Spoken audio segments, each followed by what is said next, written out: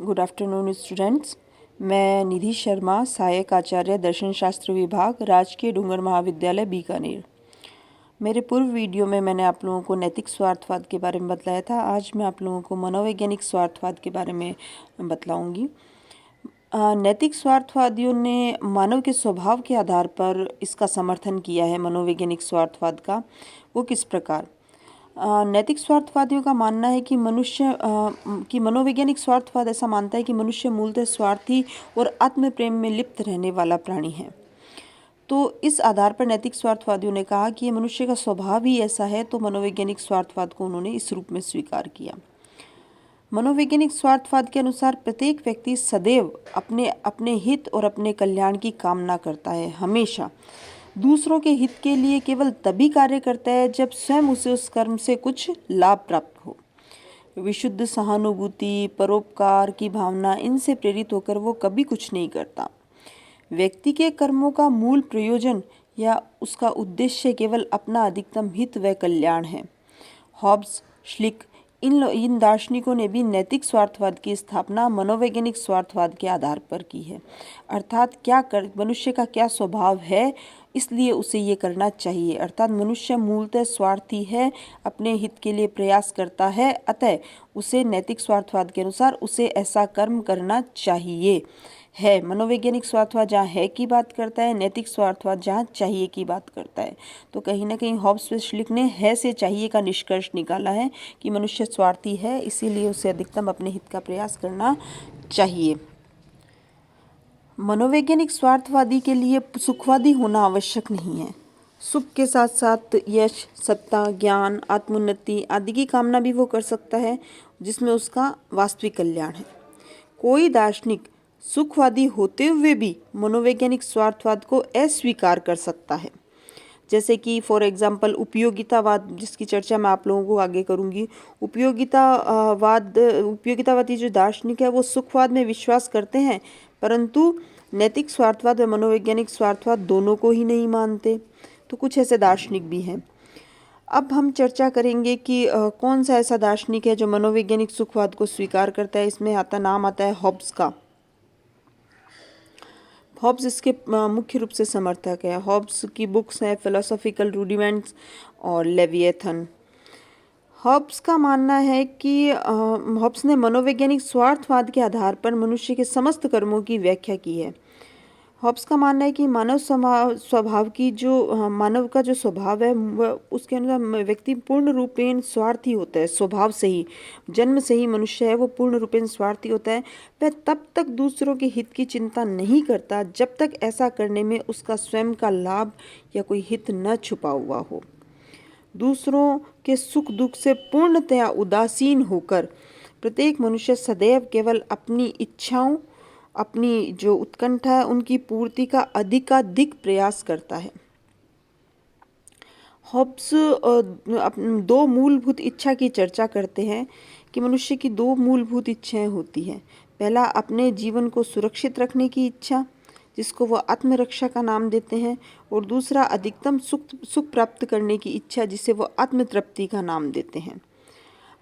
ये जो दो इच्छा है वो ये प्रबल होती है, और अन्य जितनी भी इच्छाएं हैं वो इन्हीं दो इच्छाओं से निकली हुई होती हैं।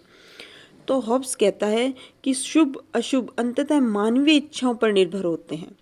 जिस वस्तु या जिस कर्म से मनुष्य की इच्छा की पूर्ति नहीं होती है वह शुभ, पूर्ति होती है वह शुभ, और जिससे इनकी पूर्ति में बाधा पड़ती है वो अशुभ होता है। कोई भी वस्तु, कोई भी अनुभव, कर्म स्थायी रूप से शुभ अशुभ नहीं होता, क्योंकि उनका शुभ अशुभ होना उनकी देश, काल और परिस्थिति पर निर्भर करता है। तो जिसे और देश काल परिस्थिति है वो आप जानते हैं कि प्रतिदिन परिवर्तित होती रहती है। तो इसके परिवर्तन के साथ साथ शुभत्व अशुभत्व में भी परिवर्तन होता रहता है। व्यक्तिनिष्ठवाद तथा सापेक्षवाद हॉब्स द्वारा मान्य मनोवैज्ञानिक स्वार्थवाद के अनिवार्य परिणाम है। ये शुभ अशुभ का अंतिम मापदंड प्रत्येक व्यक्ति की अपनी परिवर्तनशील इच्छाएं हैं। जैसे जैसे उनमें परिवर्तन आता जाएगा, उनकी इच्छाओं में परिवर्तन होगा। इन परिवर्तनशील इच्छाओं के आधार पर ही शुभ अशुभ का मापदंड बनते रहेंगे। भौतिक वस्तुओं की भांति स्नेह, परोपकार, सहानुभूति, मित्रता, नम्रता आदि गुणों का इसलिए महत्व है क्योंकि इन सब से मनुष्य की इच्छाओं की तृप्ति होती है। ये केवल मनुष्य की इच्छाओं की तृप्ति करने में ही लाभदायक है। सामाजिक भावनाओं का मूल प्रयोजन भी, सामाजिक भावनाएं जो पाई जाती हैं इनका मूल प्रयोजन भी कहीं ना कहीं जो हॉब्स है वो मानते हैं कि स्वयं व्यक्ति का अपना हित व अपना कल्याण है। मानव स्वभाव की स्वार्थ संबंधी प्राकृतिक जो बाध्यता है उसकी उपमा हॉब्स ये कहकर देते हैं कि प्रत्येक व्यक्ति पूर्णतः स्वार्थी है, तो वह सामाजिक व्यवस्था को क्यों स्वीकारता है, सामाजिक नियम कानून का पालन क्यों करता है जो उसकी प्राकृतिक अबाध तृप्ति पर प्रतिबंध लगाते हैं।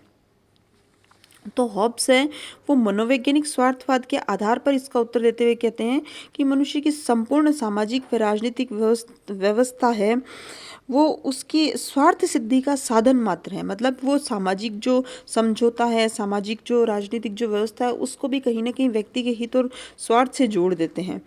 वो कहते हैं कि प्राकृतिक अवस्था में व्याप्त संघर्ष में प्रत्येक के विरुद्ध प्रत्येक का संघर्ष था। इसके कारण कोई भी व्यक्ति अपनी इच्छा की समुचित पूर्ति नहीं कर पाता था। इस कारण आत्म सुरक्षा व आत्महित हेतु जो कि मनुष्य की दो प्रबल इच्छाएं हैं, इन दो के लिए सामाजिक व राजनीतिक व्यवस्था का निर्माण हुआ, ये हॉब्स का मानना है। और सभी व्यक्तियों ने इच्छानुसार अपना सारे अधिकार है वो समर्पित करके और एक प्रभुत्व संपन्न सत्ता को समर्पित कर दिए और एक सामाजिक समझौता कर दिया और दूसरों के कल्याण के लिए नहीं अपितु स्वयं के व्यक्तिगत लाभ व हित के लिए एक साथ रहना शुरू किया। तो कहीं ना कहीं हॉब्स जो इसके समर्थक हैं मनोवैज्ञानिक स्वार्थवाद के, वो मनुष्य को पूर्णतया स्वार्थी मानकर सारा जो विचार है वो इसी आधार पर अपने प्रदान करते हैं।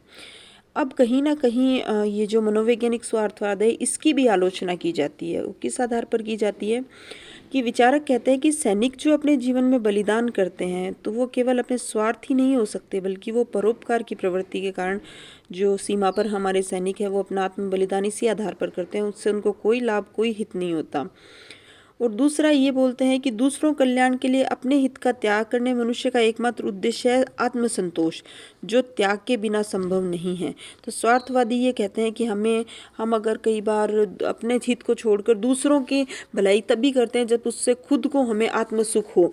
तो इसका कहीं ना कहीं विरोध करके जो दार्शनिक है वो अन्य दार्शनिक है वो यही बोलते हैं कि अपने हित का त्याग करने मनुष्य का उद्देश्य है केवल अपना आत्म संतोष प्राप्त करना, अपना आत्म सिद्धि या फिर अपने स्वार्थ सिद्धि नहीं है अपितु आत्म संतोष है इसका जो उद्देश्य है। हमेशा यही उद्देश्य नहीं हो सकता। मूल रूप से बटलर हैं वो इसका खंडन करते हैं। बटलर कहते हैं कि हम त्याग आत्मसंतोष पाने, हम त्याग ये जो करते हैं दूसरों के लिए अपनी इच्छाओं को मारते हैं, ये सब त्याग हम आत्मसंतोष पाने की आशा से नहीं करते अपितु विशुद्ध परोपकार की भावना से प्रेरित होकर करते हैं, जिसके फलस्वरूप हमें आत्मसंतोष प्राप्त होता है। तो स्वार्थवाद यह कह रहा था कि हम त्याग अपने संतोष के लिए करते हैं, अपने खुद की खुशी के लिए करते हैं। वहीं बटलर कह रहे हैं कि हम केवल अपनी खुशी के लिए त्याग नहीं करते, हम त्याग तो विशुद्ध परोपकार की भावना से करते हैं, परंतु आत्मसंतोष हमें परिणाम के रूप में स्वतः ही प्राप्त हो जाता है।